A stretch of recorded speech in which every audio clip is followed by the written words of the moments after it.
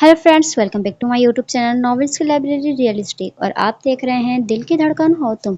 पिछले पार्ट में आपने सुना था कि स्कूल में धमाका होने की वजह से मुस्तफ़ा साहब वलीमा पोस्टपोन कर देते हैं, और दूसरी तरफ हम ये देखते हैं कि स्कूल में हुए धमाके की वजह से किलर अपने साथी समेत सब लोगों को सजा देता है। अब उससे आगे अजलान सुबह का गया, शाम को वापस आया था।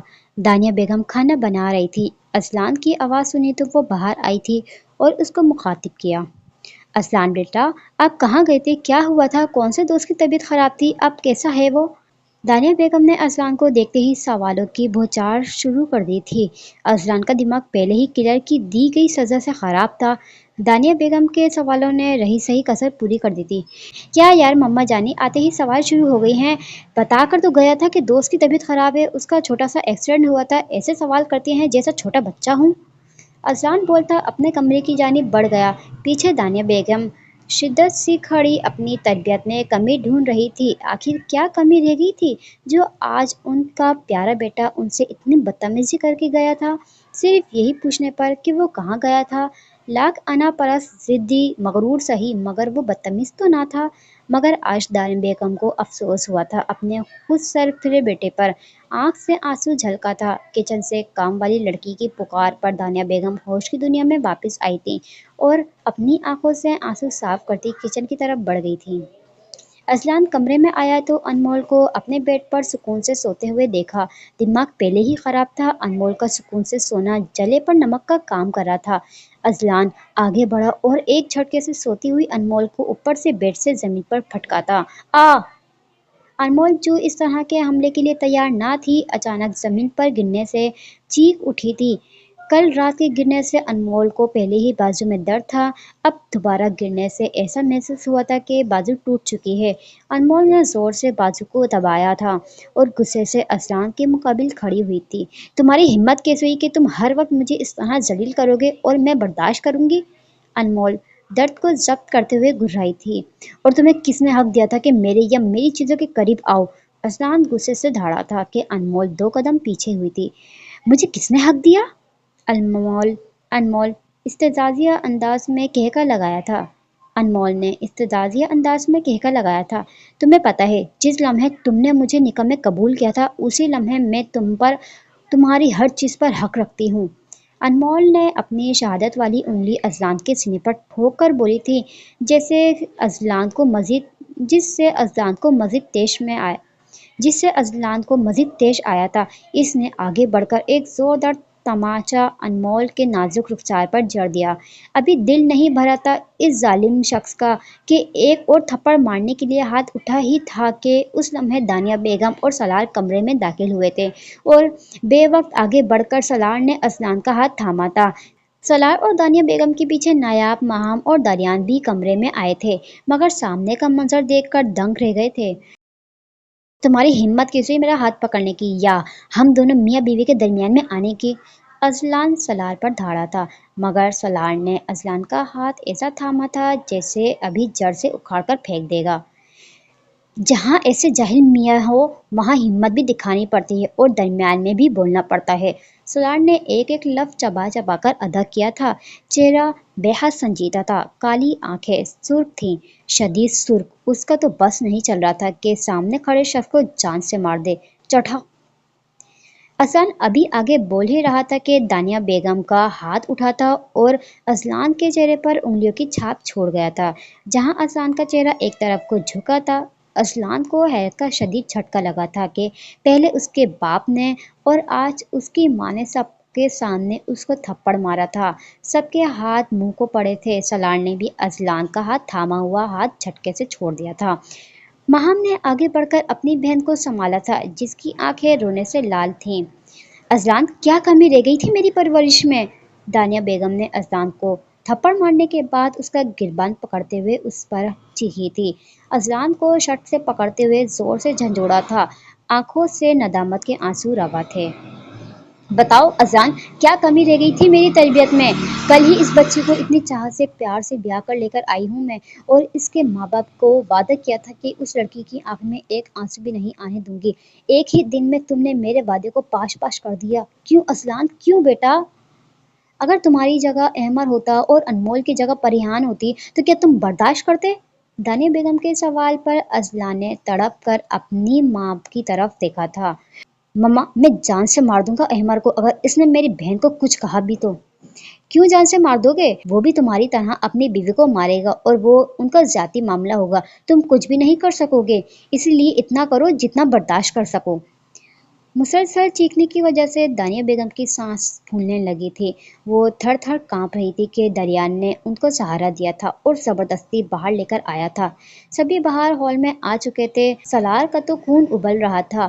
وہ دل کے ہاتھوں مجبور ہو کر ایک بار دیدار یار کرنے آیا تھا، مگر یہاں تو ایک دن کی بیاہی لڑکی کا حال دیکھ کر غصے سے پاگل ہونے کو تھا، اس لیے اس نے کچھ سوچ لیا تھا۔ ہال میں سکوت چھایا ہوا تھا۔ دانیہ خالہ، کیا میں انمول کو اپنے ساتھ گھر لے جاؤں؟ مہام کے سوال پر ہال میں بیٹھی دانیہ بیگم اور دریان کو تکلیف ہوئی تھی کہ ایک ہی دن میں ان کے گھر کا مان ٹوٹ گیا تھا۔ دانیہ بیگم کا سر جھکا تھا کہ مہام اپنی جگہ سے اٹھ کر ان کے قریب جا بیٹھی تھی۔ آپ کیوں شرمندہ ہو رہی ہیں خالہ جانی؟ ہم دونوں آپ کی بیٹیاں ہیں، آپ کو کبھی اکیلا نہیں چھوڑیں گے، بس میں یہ چاہ رہی تھی کہ انمول اس طرح فریش ہو جائے گی۔ مہام کی بات پر سالار نے بھی اتفاق کیا تھا۔ ہاں بالکل مانو بلی، تم ایسے جاہل انسان کے ساتھ نہیں رہ سکتی۔ سالار انمول کی آنکھوں میں دیکھ کر بڑی حجت سے بولا تھا، لیکن ضروری تو نہیں جس پر حجت کی جائے وہ آپ کی بات سن لے گا۔ ہمیشہ سب کچھ بدل جاتا ہے اور انسان تو گرگٹ کی طرح اپنا رنگ بدلتا ہے۔ تم کسی ایسے شخص کی مستحق ہو جو تمہیں اپنے دل کی ہر دھڑکن سے محبت کرے، ایک ایسا شخص جو مسلسل اور مستقل تمہارے بارے میں سوچتا رہے، کوئی ایسا کہ جو ہر دن کا ہر منٹ اسی بات کو حیرت میں سوچتے گزار دے کہ تم کیا کر رہی ہو، کہاں ہو، کس کے ساتھ ہو اور کیا تم ٹھیک ہو، کوئی ایسا جو تمہیں تمہارے خوابوں تک لے جائے اور تمہارے ہر خوف سے تمہیں محفوظ رکھے۔ تمہیں ایک ایسا شخص چاہیے جو تمہاری عزت کرے، تمہارے ہر پہلو سے محبت کرے، خاص طور پر تمہاری خامیوں سے۔ تمہیں ایسے شخص کے ساتھ ہونا چاہیے جو تمہیں خوش کر سکے، خوش رکھ سکے، بہت زیادہ خوش۔ سالار خاموش ہوا تھا۔ سب انمول کے جواب کے منتظر تھے۔ نہیں نہیں، میں کہیں نہیں جاؤں گی آپی، یہ میرا گھر ہے اور میں خوش ہوں یہاں، آپ پریشان مت ہو، اس زوکٹا جن عرف جلاد انسان کو میں خود ہی سیدھا کر لوں گی، اور ایسی چھوٹی موٹی باتوں کو میں دل پر نہیں لگاتی۔ ارے وہ کتنی چھوٹی لڑکی تھی جو ہمیشہ اپنی ذات پر دوسرے کو ترجیح دیتی تھی، جو سب کے سامنے یہ بول رہی تھی کہ ایسی چھوٹی موٹی باتوں کو میں دل سے نہیں لگاتی۔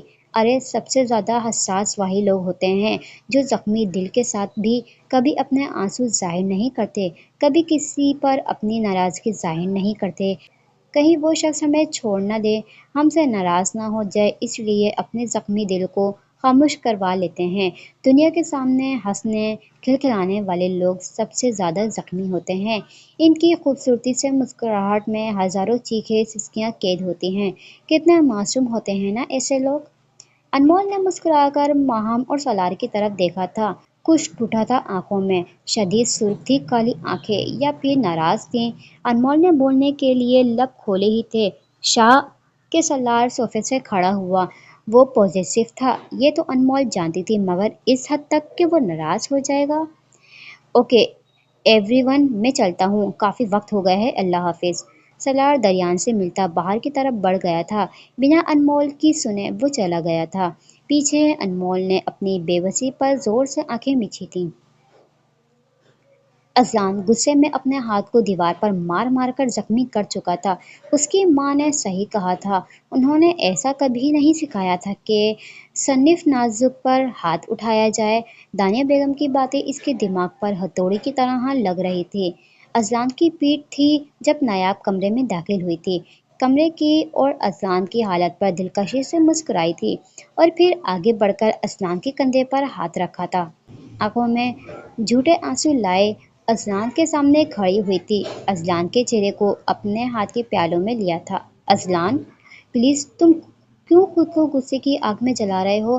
انمول کی ہی غلطی ہوگی، وہ ہے ہی بدتمیز، یہ سب ہو جاتا ہے، اور تم شوہر ہو، حق رکھتے ہو اس پر، مارو یا پیار کرو، وہ تمہاری محرم ہے۔ نایاب نے چالاکی سے ازلان کا برین واش کیا تھا۔ نہیں نابی نہیں، اس میں انمول کی تو کوئی غلطی نہیں تھی، وہ تو آرام سے سو رہی تھی۔ میں نے ہی اس کے ساتھ جانوروں والا سلوک کیا تھا، اور تو اور ماما کے ساتھ بھی بدتمیزی کی۔ لعنت ہے مجھ پر، لعنت! کیسی اولاد ہوں! دوسروں کا غصہ میں نے اپنے گھر والوں پر اتار دیا، نہ چاہتے ہوئے بھی میں نے غلط کر دیا۔ اذلان نے بولتے ساتھ ہی دوبارہ سے دو چار مکے دیوار پر مارے تھے کہ اب ہاتھ سے خون رسنے لگا تھا۔ نایاب کا تو انمول کی حمایت سن کر دل ہی کھٹا ہو گیا تھا۔ وہ تو یہاں اذلان کے دل میں انمول کے خلاف اور زہر بھرنے آئی تھی، مگر اذلان کو اپنے کیے پر ندامت سی محسوس کرتے دیکھ اس کو شدید غصہ آیا تھا۔ تبھی اذلان کا کندھا تھپ تھپاتے ہوئے باہر کی طرف نکل گئی تھی۔ دریان ماہم کو گھر چھوڑنے چلا گیا تھا۔ دانیہ بیگم خاموش سی ہال میں بیٹھی تھیں۔ انمول سے ان کی اداسی دیکھی نہیں جا رہی تھی، اس لیے ان کے گلے سے جا لگی۔ دانیہ بیگم نے بھی انمول کو اپنے احسار میں لیا تھا اور سر پر بوسہ دیا۔ ارے واہ دانیہ بہو، لگتا ہے بیسٹ ساس بننے کا ایوارڈ حاصل کرنا ہے تم نے، اسی لیے بہو پر پیار نچھاور کیے جا رہی ہو۔ ہال میں کلثوم بیگم آتی ہوئی بولی تھی۔ ان کی بات پر دانیہ بیگم آسودہ سی مسکرائی تھیں۔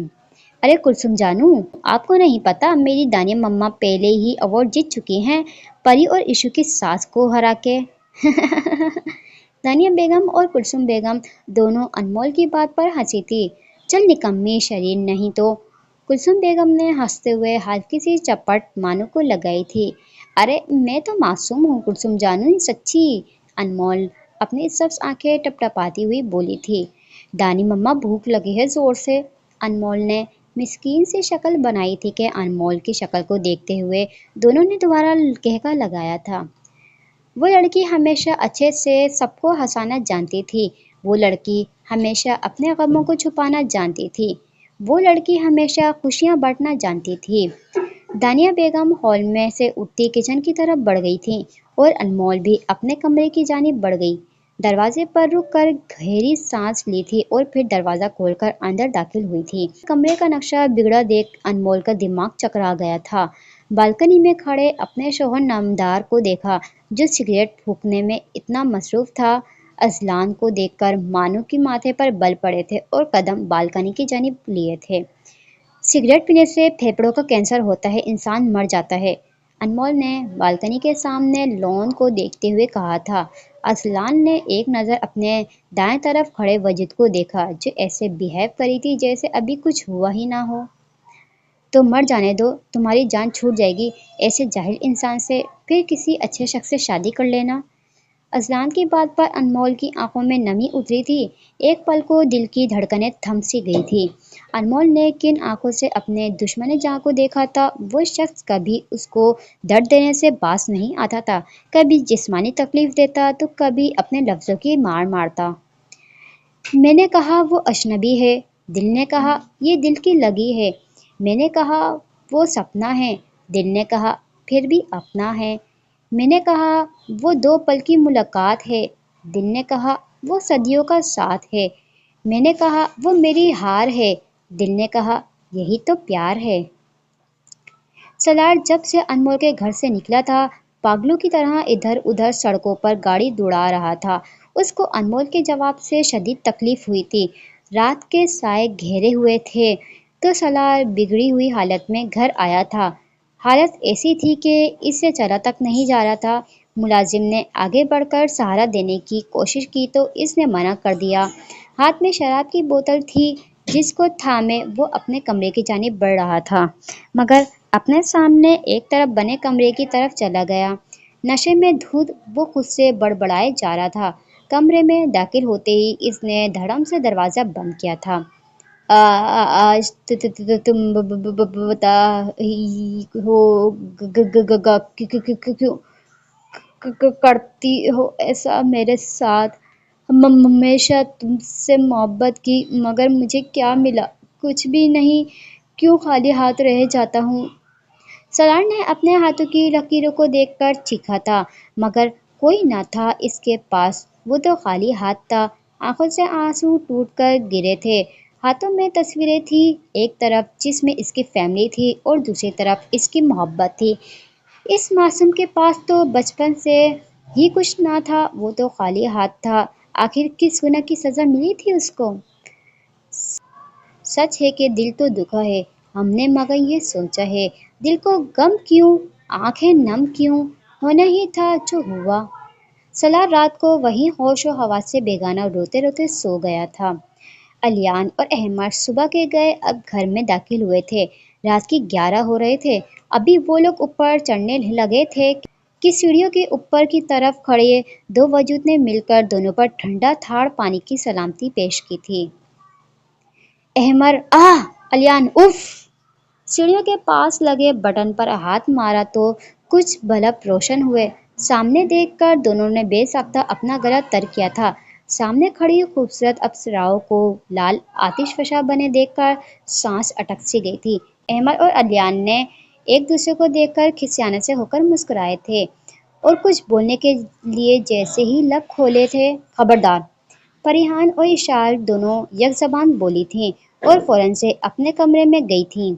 کمرے سے ایک تکیہ اور کمبل اٹھاتی باہر آ کر اپنے شوہروں کی طرف اچھالا تھا، جس کو بروقت دونوں تھام گئے تھے، نہیں تو وہ پانی میں بھی گیلا ہو جاتے۔